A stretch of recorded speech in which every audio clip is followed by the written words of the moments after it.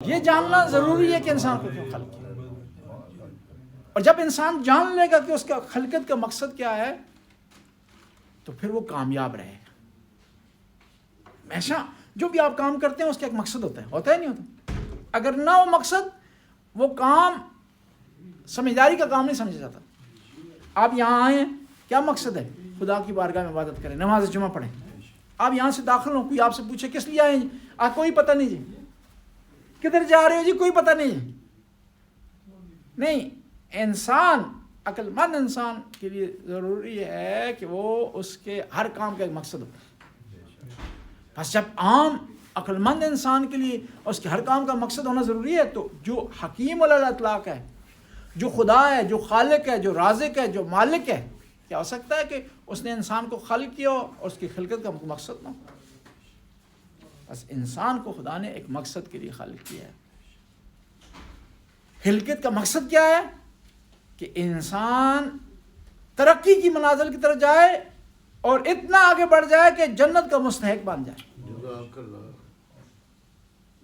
خدا نے جنت انسان کو دکھایا کہ یہ جنت ہے تیرا، پھر اس کو نکال دیا وہاں سے۔ جس طرح ہوتا ہے نا، آپ کسی بچے کو انعام دکھاتے ہیں کہ یہ انعام ہے، اب جاؤ کوشش کرو، یہ کام کرو تو انعام تمہیں مل جائے گا۔ اب لائق بچہ، سمجھدار بچہ ہوتا ہے، کوشش کرتا ہے انعام لے لے۔ خدا نے انسان کو خلق کیا تاکہ وہ جنت کو حاصل کرے، اور یعنی انسان اتنا قیمتی ہے کہ اس کی قیمت جنت قرار دیا گیا، اس کے اچھے عملوں کی قیمت۔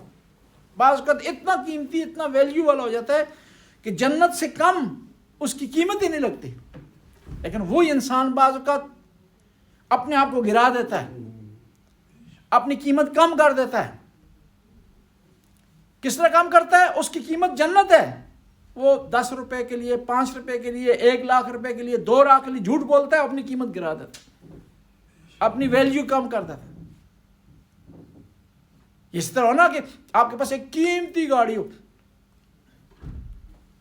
کروڑوں میں، لاکھوں میں، آپ اس کو کوڑیوں کے داموں پھینک دیں تو کیا کہا جائے گا کہ یہ آدمی سمجھدار نہیں۔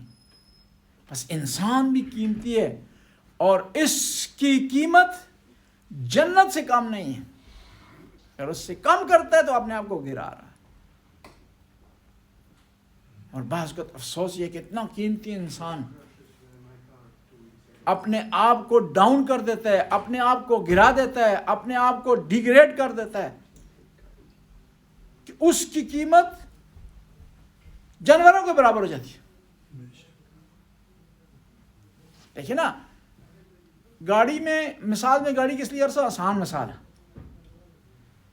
بعض چیزیں قیمتی ہیں، بعض چیزیں ارزش والی ہیں، ویلیویبل ہے، اور بعض چیزیں کم ویلیو والی ہیں۔ اور گاڑی کی قیمت جو اس میں سب سے زیادہ قیمتی چیز ہوتی ہے، اس کی بنیاد پر ہوتی ہے۔ وہ کہا جاتا ہے نا کہ گاڑی کی جو باڈی ہوتی ہے اس کو پہلے دور پہ دیکھا جاتا ہے۔ بس انسان کے اندر جو سب سے قیمتی چیز ہے، انسان کے اندر سب سے ویلیو والی چیز ہے، وہ اس کا عقل ہے، اس کی سمجھداری ہے، اور اس کی بنیاد پر انسان کے درجات مقرر ہوتے ہیں، چاہے دینی لحاظ سے ہوں، چاہے دنیاوی لحاظ سے۔ لیکن اتنی قیمتی چیز بعض اوقات اس کو انسان استعمال نہیں کرتا۔ اتنی قیمتی چیز بعض اوقات اس کو کچھ چیزیں کھا کر کے، پی کر کے اس کو ضائع کر دیتا ہے، اس کو ڈی ایکٹیویٹ کر دیتا ہے۔ یہ جو عقل ہے، جس کو استعمال ہونا چاہیے ترقی کے لیے، جس کو استعمال ہونا چاہیے بہتری کے لیے، جس کو استعمال ہونا چاہیے درجات حاصل کرنے کے لیے، اس کو کیا کر دیتا ہے؟ اس کا سوئچ آف کر دیتا ہے۔ اس لیے اسلام نے جو ہے وہ بعض چیزیں پینے کا سے منع کیا ہے، ان کو حرام قرار دیا کہ یہ عقل تمہاری قیمتی چیز ہے، اس کو تم نے ڈی ایکٹیو نہیں کرنا، اس کو بند نہیں کرنا، یہ استعمال ہونی چاہیے انسانیت کی اچھائی کے لیے، نہ کہ اس کو غلط راستے میں استعمال کیا جائے، نہ یہ اس کو ڈی ایکٹیو کیا جائے، نہ اس کو یہ کہ سمجھداری کے بجائے بیوقوفی کے کاموں میں خرچ کیا جائے۔ یہ عقل انسان کو معراج تک پہنچا سکتی ہے، لیکن بعض اوقات اسی کو جب ڈی ایکٹیو کریں گے تو یہی ڈی ایکٹیو شدہ عقل، بعض چیزیں جب پیتا ہے انسان تو ڈی ایکٹیو شدہ عقل انسان کو فائدے کے بجائے نقصان دیتی ہے۔ اور یہ انسان جب صحیح کنٹرول میں آئے نا، الہی احکام کے درمیان چلے، تو اپنے لیے بھی اس کا بھلا ہے اور دوسری انسانیت کے لیے. اور یہی انسان جب اخلاق سے باہر نکل جائے، میں آپ سے پوچھتا ہوں، یہ ایٹم بم بنا ہے، انسانیت کی تباہی ہے یا نہیں؟ ایک جانوروں نے بنایا ہے، جنہوں نے بنایا ہے، کسی گھوڑے نے بنایا ہے، کس نے بنایا ہے؟ انسان نے بنایا.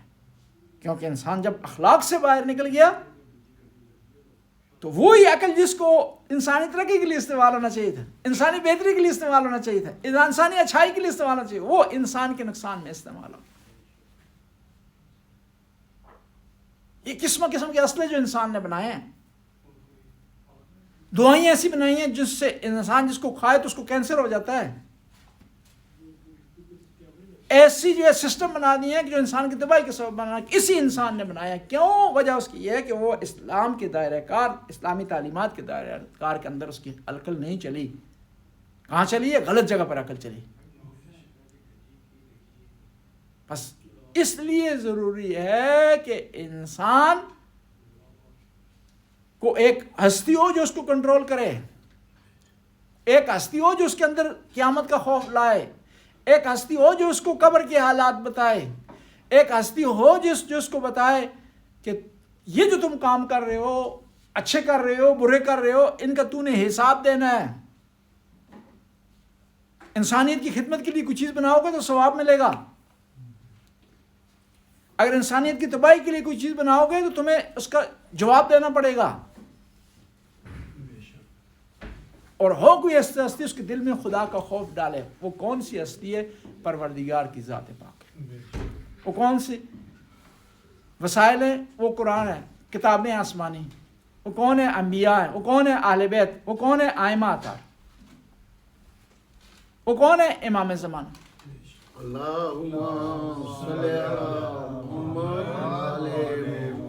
شیعہ تو بچ سکتا ہی نہیں، وہ ہر طرف سے کنٹرول ہے، ہر طرح سے کنٹرول ہے. بعض کو لوگ کہتے ہیں نا خدا کریم ہے، رحیم ہے، معاف کر دے گا. نہیں، خدا کی بارگاہ میں تم بعد میں جاؤ گے، پہلے تم نے امام زمانہ کے پاس ہمیں جواب دینا ہے. قرآن کہہ رہا ہے تمہارے اعمال کو اللہ اور اس کا رسول اور مومنون یعنی ائمہ اطہار علیہ السلام دیکھ رہے ہیں. بس اسے چاہیے کنٹرول کے اندر رہے اور ائمہ کی اتباع کرے. اور جو انسان کنٹرول میں رہتا ہے نا، وہی صحیح معنی میں آزاد ہے. جو آدمی قانون کے مطابق چلتا ہے وہ صحیح معنی میں آزاد ہے. جو قانون کی پرواہ نہیں کرتا نا، وہ آزاد نہیں ہے، وہ غلام ہے. اور قانون دنیا میں بنتا ہی اس لیے تاکہ انسان آزاد ہو کر رہے. قانون نہ ہو تو آزادی ختم ہو جائے گی. قانون نہ ہو تو آزادی ختم ہو جائے گی. حتیٰ وہ لوگ جو کہ قانون کو رونتے ہیں ان کے لیے ختم ہو جائے گی آزادی،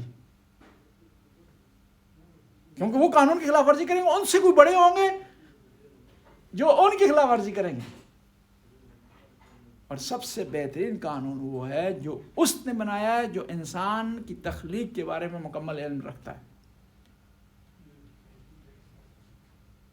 وہ جانتا ہے. دیکھیں نا، آسان سی مثال دیتا ہوں. آپ کوئی چیز خریدتے ہیں نا، خریدتے ہیں وتھ وائر کہتے ہیں نا اس کو، یہ مشینری خریدتے ہیں، کوئی واشنگ مشین خریدی آپ نے، چولہا خریدا، اس کے ساتھ ایک کتاب آپ کو ملتی ہے. وہ کتاب کس نے پرووائڈ کی ہے؟ اس نے پرووائڈ کی ہے کہ جس کو ساتھ آنا چاہیے تھا آ نہیں سکتا. وہ بنانے والا وہ ساتھ آ نہیں سکتا، کتاب بھیج دیتا ہے کہ بھائی اس کو پڑھ کر اس کو چلائیں، اس کو پڑھ کر اسے ٹھیک کرے، اس کو پڑھ کر کے اس کو سٹارٹ کرے، اس کو پڑھ کر کے اس کی سروس کی جائے.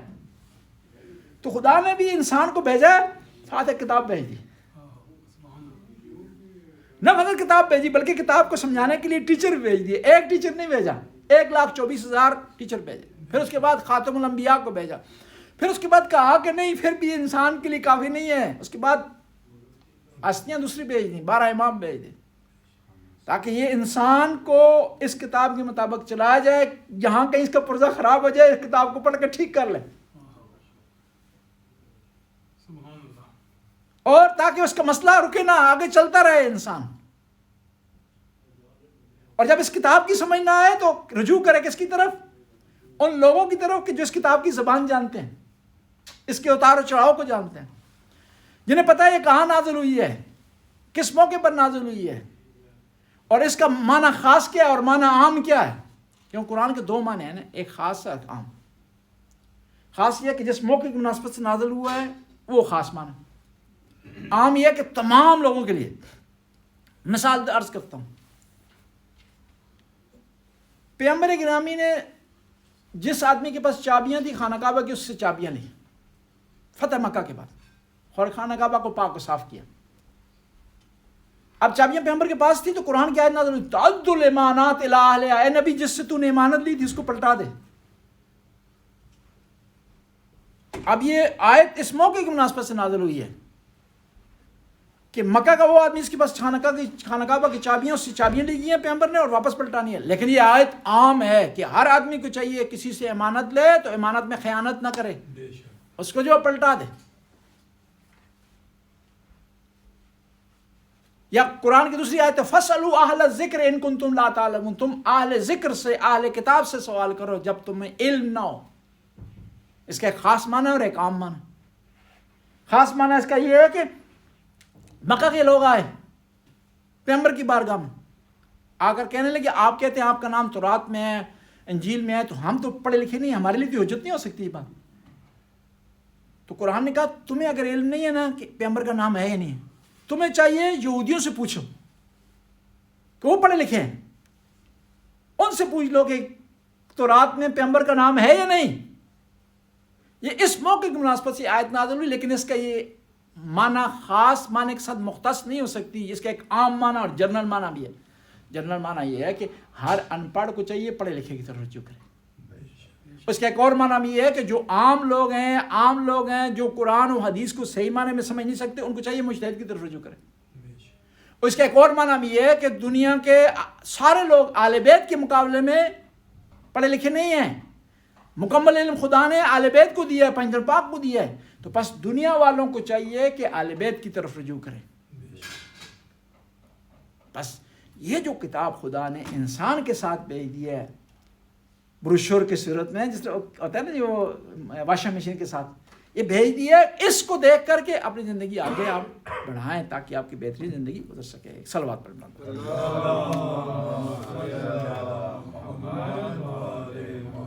ایک حدیث کا انتخاب کیا، شارٹ اس کا ترجمہ کرتے ہیں، دوسرے خطبے کی طرف جاتے ہیں.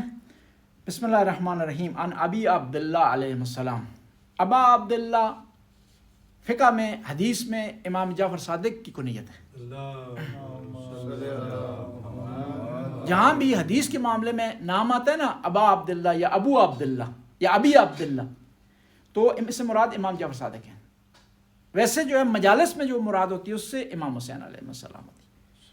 قال مکتوب فی التوراۃ، کہ امام فرماتے ہیں کہ تورات میں لکھا ہوا ہے اشکر من انعم علیک، اے بندہ خدا جو تجھ پر انعام کرے، تیرے لیے کوئی کام کرے، تیرے لیے پر کوئی احسان کرے، اس کا تو شکریہ ادا کر. اور حدیث میں من لم یشکر المنعم من المخلوق لم یشکر الخالق، جو آدمی مخلوق کا شکریہ ادا نہیں کرتا وہ خالق کا شکریہ ادا نہیں کرتا. بس آپ پر جو بھی احسان کرے، اچھا کوئی مشورہ دے اس کا شکریہ ادا کریں، کوئی راستہ آپ کو دکھائے اس کا شکریہ ادا کریں، جو آدمی آپ کی رہنمائی کرے اس کا شکریہ ادا کریں، کوئی کسی مشکل وقت میں کوئی قرضہ آپ کو دے اس کا شکریہ ادا کریں. اور پھر فرماتے ہیں فَإِنَّهُ لَا زَوَالَ لِلنِّعَمِ، جب شکریہ ادا کریں گے کسی کا نا تو نعمت میں اضافہ ہوگا، اس میں زوال نہیں آئے گا. وَإِذَا شُكِرْتَ لَا زَوَالَ لِلنِّعَمِ إِذَا شُكِرْتَ، جب نعمتوں کا شکریہ ادا کیا جائے نعمتوں کے بدلے میں تو وہ زوال نہیں ہوتا. اور سب سے خدا کے بعد بڑا شکریہ جو ہے نا وہ کس کا ہے؟ والدین کا. والدین کا شکریہ ادا کریں. اور پھر شکریہ ادا کرنے کے مختلف انداز ہیں. ضروری نہیں ہر جگہ آپ کہیں کہ شکریہ جی شکریہ جی شکریہ. جو چیز آپ کو کسی نے دی ہے نا اس کا صحیح استعمال کرنا بھی شکریہ ہوتا ہے. آپ کو خدا نے آنکھیں دی ہیں، زبان کی نعمت سے نوازا ہے، کانوں کی نعمت سے نوازا ہے، ہاتھوں کی نعمت سے نوازا ہے. اس کا بہترین شکر یہ ہے کہ ان کو، ان آنکھوں کو، ان کانوں کو، ان اعضاء و جوارے کو وہاں استعمال کیا جائے کہ جہاں خدا نے حکم دیا. خدا نے آپ کو اولاد کی نعمت سے نوازا ہے، اس کا شکر اس طرح ہے کہ اس کی صحیح تربیت کی جائے. خدا نے آپ کو مال سے نوازا ہے، اس کا شکر یہ ہے کہ خدا کے راستے میں دیا جائے، خرچ کیا جائے خدا کے راستے میں. بس ہر نعمت کا شکر اس نعمت کی پوزیشن کے مطابق ہے. وَلَا بَقَا لَهَا إِن كُفِرْتَ. اور نعمتوں کا شکر ادا نہ کیا جائے تو وہ باقی نہیں رہتی، ختم ہو جاتی ہیں. الشکر زیادۃ فی النعم. اور شکر ادا کریں گے تو نعمتوں میں اضافے کا سبب بنے گا. وَأَمَانٌ مِّنَ الْغِیرَةِ.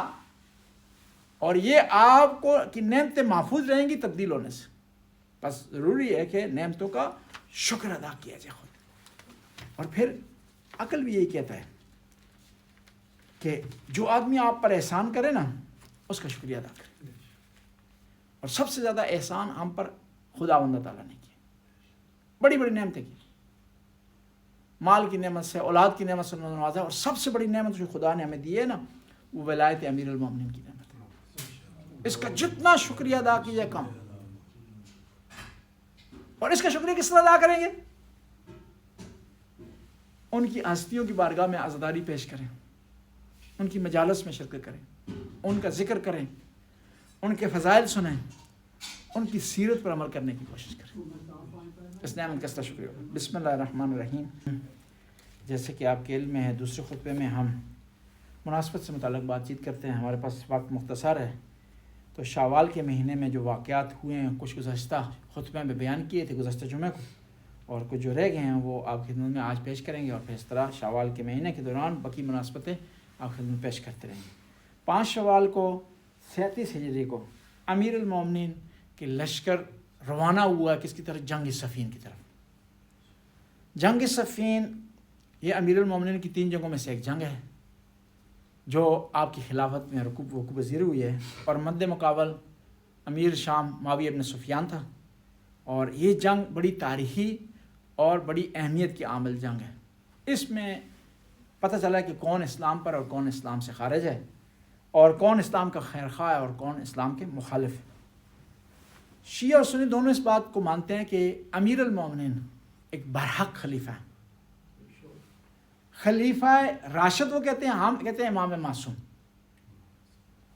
اور وہ خلیفہ کہتے ہیں، ہم کہتے ہیں امام. اور یہ عجیب ہے، وہ بھی امام کہتے ہیں امام علی کو. خلیفہ بھی کہتے ہیں امام بھی، لیکن انہوں نے کبھی بھی جو ہے پہلے خلیفہ کو دوسرے کو امام نہیں کہا. انہوں نے صحیح جو ہے وہ اتنا جو ہے وہ خاموشی اس بارے میں اہل سنت میں کہ حتیٰ اگر کوئی کہے بھی تو تعجب ہوگا. امام ابو بکر کہیں یا امام عمر کہیں یا امام عثمان کہیں یا امام معاویہ کہیں تو جو ججتا بھی نہیں ہے، اس سوٹ بھی نہیں آتا. جی یہ جنگ بڑی کئی حوالے سے قابل بحث ہے اور کئی حوالے سے اسلام اور کفر کے درمیان فاصل ہے، فیصلہ کرنے والی ہے، فرق ڈالنے والی ہے اور اس دونوں میں امتیاز ڈالنے والی ہے. یہ جنگ امیر المومنین کی حکومت جس ایریا میں تھی اس کے بارڈر پر ہوئی ہے، صفین کی جنگ. اور جنگ کا مقصد یہ تھا کہ ہوا اس طرح کہ جب امیر المومنین نے خلافت سنبھالی ظاہری طور پر چوتھے خلیفہ کے عنوان سے، تو اس وقت امیر المومنین نے معاویہ کے معزول ہونے کا آرڈر جاری کیا اور معاویہ نے اس سے ماننے سے انکار کر دیا. جب اس سے ماننے سے انکار کیا تو اس نے کیا کیا، امیر المومنین کے جو علاقے تھے زیر سلطنت ان میں جو ہے وہ جاسوس بھیج کر کے، ڈاکو بھیج کر کے حملے کرنا شروع کر دیے. حتیٰ ان مشہور واقعات میں سے ایک واقعہ یہ ہے کہ معاویہ کے کچھ آدمی آئے، انہوں نے آ کر امیر المومنین کے علاقے میں ایک یہودی عورت پر ظلم کیا اور اس کا زیور چھین کر وہ لے گئے. تو امیر المومنین کو علم ہوا تو امیر المومنین رو پڑے. کہا ایک مسلمان کے لیے مر جانے کے لیے اتنا کافی ہے کہ اس کی حکومت میں اس کی پناہ میں ایک غیر مسلمان پر ظلم ہو جائے. یہ اسلام. غیر مسلمان ہے، یہودی ہے، اسلام سے اس کا تعلق نہیں ہے، لیکن کیونکہ اسلام کی پروٹیکشن میں ہے تو اسلام کے لیے ضروری ہے کہ اس کا دفاع کرے. اب بعض لوگ پروپیگنڈا کرتے ہیں کہ مسلمان جو ہے وہ اپنی حکومت میں غیر مسلمانوں سے ٹیکس لیتے تھے، جزیہ لیتے تھے. یہ ٹیکس تو ہر کوئی دیتا ہے. ٹیکس تو ہر کوئی دینا ہے، ہر کسی نے. وہ ٹیکس دیتے تھے، وہ ٹیکس دیتے تھے، مسلمان اس کے مقابلے میں زکوٰۃ دیتے تھے. کیونکہ زکوٰۃ وجہ یہ ہے کہ غیر مسلمان زکوٰۃ دے نہیں سکتے، کیونکہ عبادی عمل ہے کہ اس طرح آپ جو ہے غیر مسلمانوں کو زبردستی کریں کہ جمعے کی نماز میں آیا کریں. جی وہ بھی بیچارے آ جائیں گے بغیر وضو کے، جی اور لو جی کھانا پوری کر لیں، کھانا پوری کرنے کے. نہیں، زبردستی نہیں ہے. جب زکوٰۃ تو دے نہیں سکتے تو انہوں نے کچھ نہ کچھ دینا ہے اسلامی حکومت نے، تاکہ ان کو سروس فراہم کی جائیں. تو اس طرح اسلام نے سروس فراہم کی. جنگ صفین ایک لمبی داستان ہے، ہم اس میں جو ہے وہ وقت ہمارے پاس نہیں ہے کہ مزید اس کے بارے میں بحث کریں. دوسرا جو واقعہ ہوا تاریخ میں، وہ 60 ہجری کو 5 شوال کو مسلم نکیل کوفہ میں داخل ہوئے، امام حسین کے سفیر. پھر 8 شوال کے واقعات میں سے غزوہ حمراء الاسد ہے، یہ 3 ہجری کو ہوا. پیغمبر کی جنگیں 80 ایسی جنگیں ہیں جس میں پیغمبر نے خود شرکت فرمائی ہے. ان میں سے ایک یہ غزوہ حمراء الاسد. حمراء الاسد ایک جگہ کا نام تھا، وہاں یہ وقوع پذیر ہوا ہے، اس لیے اس کو حمراء الاسد کہا. جس طرح جنگ صفین ہے، صفین کے مقام پر ہوئی ہے، بدر کے مقام پر ہوئی، احد کے مقام پر ہوئی، اس وجہ سے اس کا نام پڑ گیا. اور 8 شوال کو جو واقعات ہوئے ہیں ان میں سے ایک واقعہ 1926 ہجری کو ہوا ہے. جنت البقیع کی جو قبور مطہر ہیں، 4 اماموں کی جو وہاں پر زیارتیں ہیں، ان کو تباہ کیا وہابیوں نے. اور یہ 2 دفعہ ایسا انہوں نے کیا ہے. ایک 1806 میں کیا ایک دفعہ، پھر دوبارہ 1926 میں کیا. انگریز کی حمایت سے، سپورٹ سے وہابیوں کو حکومت حاصل ہوئی، کس میں؟ حجاز میں. اس سعودی عرب جس کا نام ہے نا، اس کا نام سعودی عرب بعد میں پڑا، سعودی عرب خاندان کی وجہ سے، اسلامی نام نہیں ہے اس کا. اصل میں اس علاقے کا نام تھا حجاز. اسلام کے زمانے میں 2 علاقے بڑے مشہور تھے، حجاز اور عراق. کوفہ عراق کیسا تھا، کوفہ، بصرہ، بغداد یہ عراق کیسا تھا، اور یہ مکہ اور مدینہ اس کو حجاز کہا جاتا تھا. تو بعد میں جب سعودی خاندان نے، آل سعود کے خاندان نے حکومت سنبھالی، تو انہوں نے اس کا نام سعودی عربیہ رکھ دیا، یا سعودی عرب رکھ دیا، یا ایرانی سے کہتے ہیں عربستان سعودی، یہ نام اس کی پڑ گئے. تو انہوں نے آ کر قبروں کو خراب کیا. اور اب یہ انہوں نے مکہ میں کیا، جنت المعلہ کی جو قبریں تھیں ان کو خراب کیا. پھر مدینہ میں جنت البقیع میں قبریں تھیں ان کو خراب کیا. اور نہ فقط شیعہ سے متعلق قبور تھیں، بلکہ اہل سنت کے متعلق بعض قبور تھیں. مثلا خلیفہ 7 کی قبر بھی انہوں نے خراب کی، اور جو قبر منسوب ہے حضرت عائشہ سے اس کو بھی خراب کیا انہوں نے. پیغمبر کے والد گرامی کی قبر کو بھی خراب کیا حضرت عبداللہ کو کی مکہ میں. اور حتیٰ یہ ظالم ابوا کے میدان تک پہنچ گئے، جہاں پیغمبر کی والدہ محترمہ حضرت آمنہ کی قبر تھی اس کو بھی خراب کیا. اور یہ خراب کیوں کیا کہ ان کے ذہن میں وہی عقیدہ تھا جو آج کل داعش کے ذہن میں. داعش جب عراق میں آئی ہے، سیریا میں آئی، پہلا کام انہوں نے کیا ہے کہ جو قبریں تھیں ان کو خراب کیا. دیکھیں یہ انسانیت سے بات خارج ہے. اسلام اور مسلمان اس بات کو زائد پہ چھوڑتے ہیں. قبر مقدس سمجھی جاتی ہے، حتیٰ دشمن کی بھی ہو، کافر کی بھی ہو. ایک آدمی اس کے اسلام سے کوئی تعلق نہیں ہے تو جائز نہیں ہے اس کی قبر کو خراب کیا جائے، اس کے آثار کو مٹایا جائے. لیکن ان ظالموں نے ایسا کیا، قبور کو خراب کیا اور نام مٹانے کی کوشش کی. اصل مسئلہ یہ ہے کہ قبور کو کیوں خراب کیا نا؟ وجہ یہ ہے کہ یہ بات شروع سے چلتی آئی ہے کہ کچھ لوگ یہ چاہتے تھے کہ کچھ ہستیوں کا نام مٹ جائے، اور اس سلسلے میں انہوں نے تاریخ میں حدیث پر پابندی لگائی، کتابیں لکھنے پر پابندی لگائی، فضائل بیان کرنے پر پابندی لگائی. اور ان کی جو اولاد ہے وہ آج وہ کام تو کر نہیں سکتی جو انہوں نے کیا. اب نئی شکل میں یہ کام پیش کر رہے ہیں کہ آل بیت کے جو آثار ہیں ان کو مٹائے. اور پھر نہ فقط انہوں نے مکہ میں اور مدینہ میں ایسا کیا، بلکہ انہوں نے نجف پر بھی حملہ کیا تھا، کربلا پر بھی حملہ کیا تھا. کربلا پر حملہ کیا، نجف پر حملہ کیا، اور وہاں پر جو تبرکات تھے وہ لوٹ کر لے گئے. ایک چیز یہاں پر اس کا پتہ چلتا ہے ہمیں، مجتہدین نظام اور جمہوریہ اسلامی کی قدر آتی ہے یہاں پر، کہ جب نئے اس زمانے میں دوبارہ وہی کام کرنے کی کوشش کی انہوں نے جو انہوں نے جنت البقیع کے زمانے میں کیا، جنت البقیع کے ساتھ کیا، یا جنت المعلیٰ کے ساتھ کیا، دوبارہ کرنے کی کوشش کی انہوں نے عراق میں اور شام میں. تو مجتہدین نے اور ان کے ماننے والوں نے اور جمہوریت اسلامی نے ڈٹ کر دفاع کیا، اور وہ سچویشن یہ نہ بنا سکے جو انہوں نے مکہ میں بنائی، مدینہ میں بنائی، وہ کربلا میں اور سیریا میں نہ بنا سکے. بس اس سے پتہ چلتا ہے کہ مجتہد کا کتنا بڑا مقام ہے اور اس کی کتنی بڑی منزلت ہے، اور مجتہد، اجتہاد، تقلید اس شیعہ مذہب کے لیے کتنا ضروری ہے. اور شیعہ مذہب کی آج جو شان و شکل ہے دنیا میں، وہ اجتہاد اور مجتہد اور مرجع کی وجہ سے ہے، کسی اور وجہ سے نہیں ہے. کہتے ہیں نا 3 چیزیں شیعہ مذہب کو محفوظ رکھی ہوئی ہیں: ولایت امیر المومنین، عزاداری اور مرجعیت. اور مرجعیت دونوں کی حفاظت کر رہی ہے، عزاداری کی بھی اور ولایت امیر المومنین کی بھی،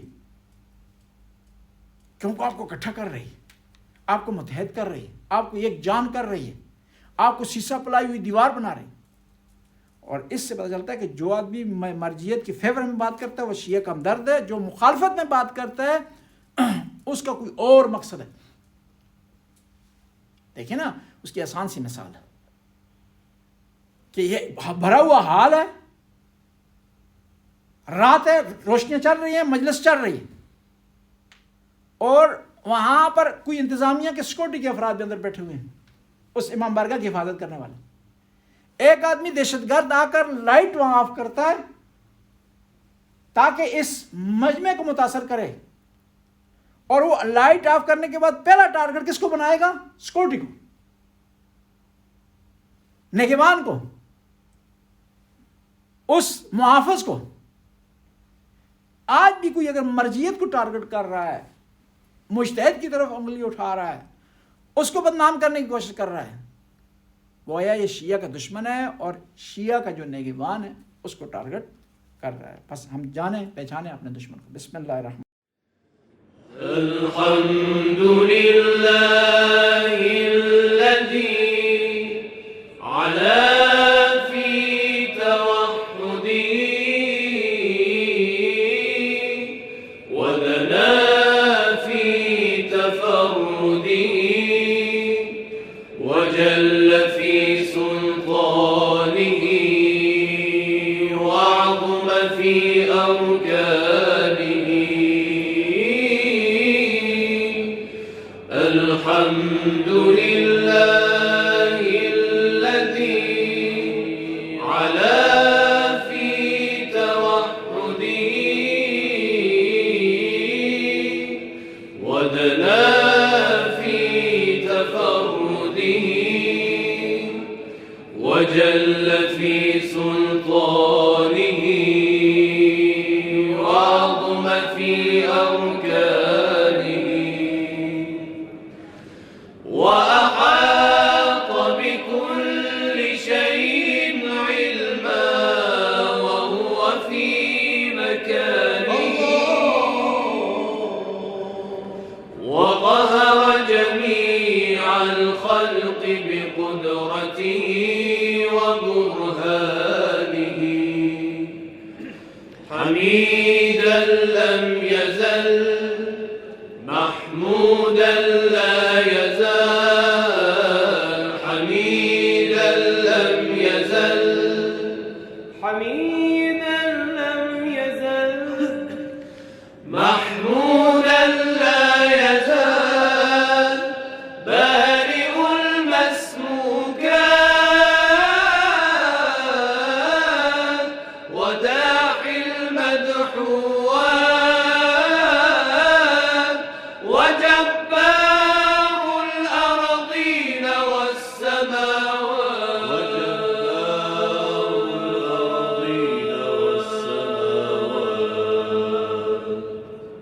ای کرمت خست دلان را شفای نیدل ز تو دارد صفا. ای تو صفای دل دادگان، ای کرمت جاره بی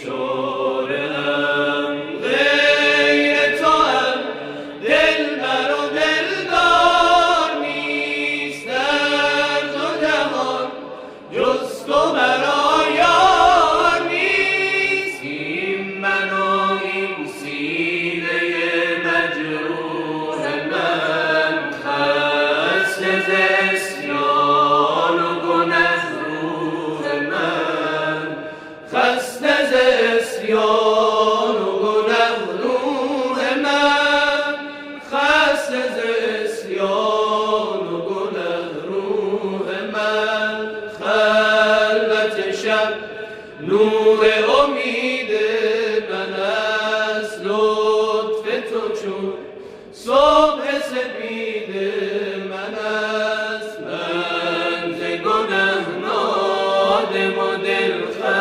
خسته‌ام دل به امید کرمت بسته‌ام دل به امید کرمت بسته‌ام دل به امید کرمت بسته‌ام دل به امید کرمت بسته‌ام الحمد لله الذي علا في توحدي ودنا في تفردي وجل في سلطانه وعظم في أركانه الحمد لله الذي علا في توحدي ودنا في تفرده وجل في سلطانه وعظم في أركانه وأحاط بكل شيء علما وهو في مكانه وقهر جميع الخلق بقدرته وبرهانه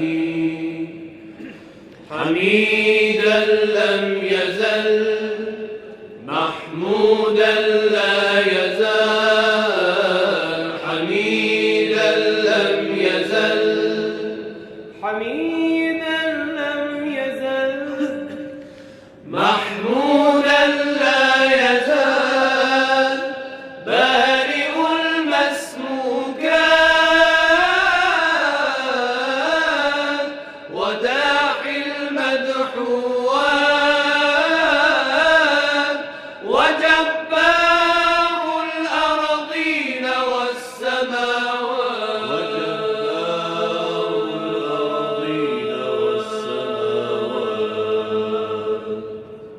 ای کرمت خسته دلان را شفای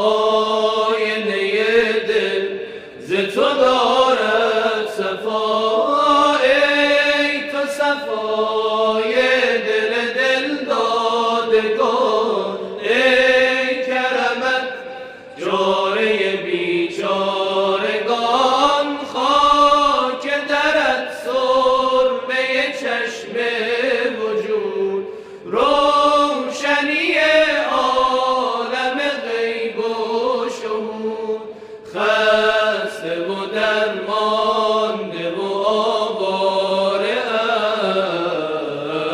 ام چاره من ساز که بیچاره ام چاره من ساز که بیچاره ام غیر تو هم دلبر و دلدار نیست در دو جهان جز تو مرا یار نیست این من و این سینه مجروح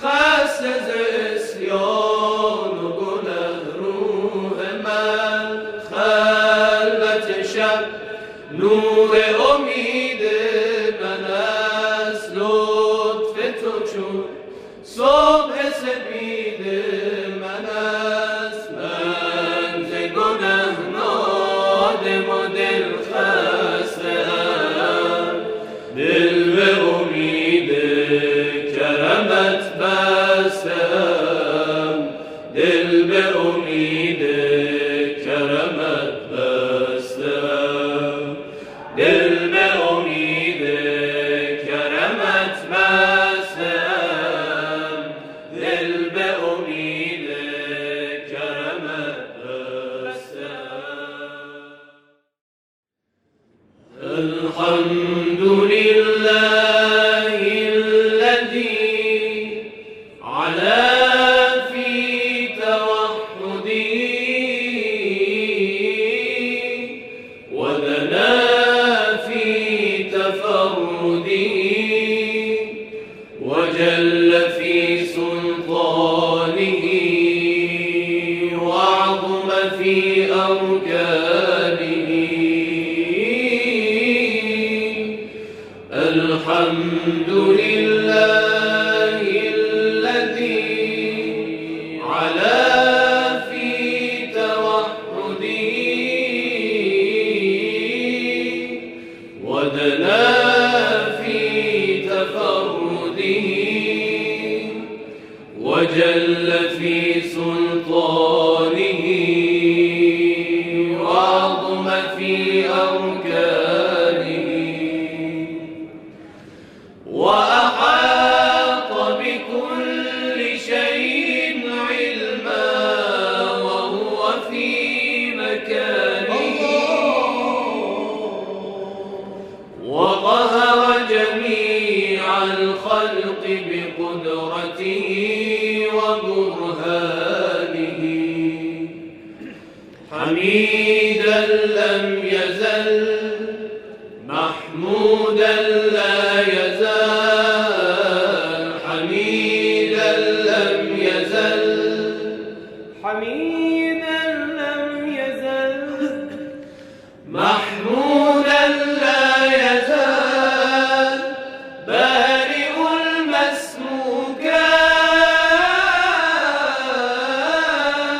وداعي المدحوات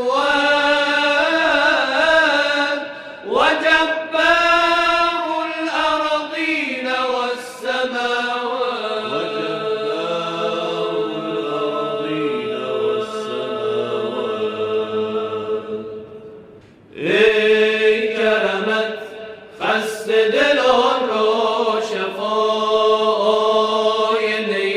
دل ز تو دارد صفا، ای تو صفای دل دادگان. ای کرمت جاره بیچارگان، خاک درت سرمه چشم وجود، روشنی عالم غیب و شهود، خسته و درمانده و آواره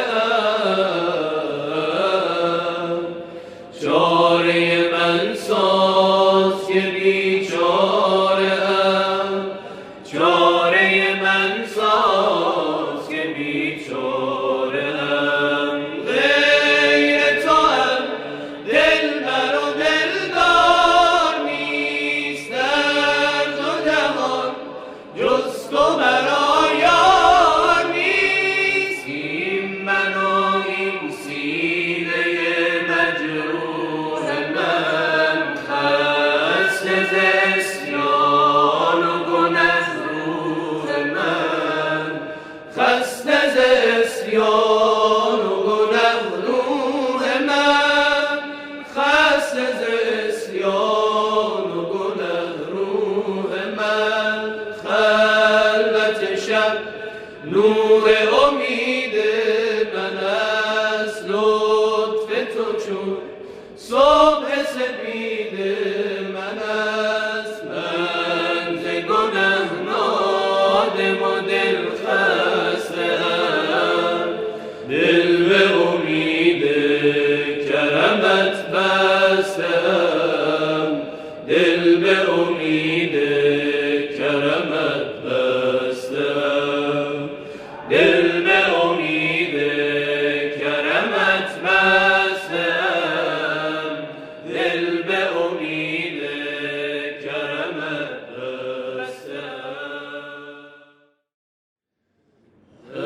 الحمد لله الذي علا في توحده ودنا في تفرده وجل في سلطانه وعظم في أركانه. الحمد لله الذي علا في توحده ودنا في تفرده وجل في سلطانه وعظم في أركانه وأحاط بكل شيء علما وهو في مكانه وقهر جميع الخلق بقدرته وبرهانه. حميدا لم يزل محمودا لا يزال حميدا لم يزل حميدا لم يزل محمودا لا يزال بارئ المسموكات وداعي المدحور